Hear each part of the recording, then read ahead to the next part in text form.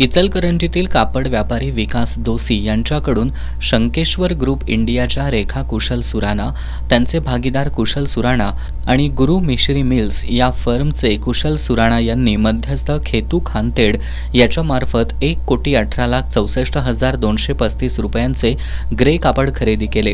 यापैकी 89,18,734 रुपये देण्यास तिघांकडून टाळाटाळ केली जात होती। उलट पैसे मागणाऱ्या दोसी यांना पैसे मागितले तर तुला सोडणार नाही अशी धमकी देण्यात येत होती। या प्रकरणी दोसी यांनी तिघांच्या विरोधात फसवणुकीची तक्रार पोलिसात दाखल केली होती। या तक्रारीवरून गुन्हा नोंद करून शिवाजीनगर पोलिसांनी राजस्थानातील पाली इथून कुशल सुराणा आणि खेतू खानतेड यांना अटक केली आहे। या दोघांना न्यायालयात हजर केलं असता त्यांना 3 दिवसांची पोलीस कोठडी सुनावण्यात आली आहे।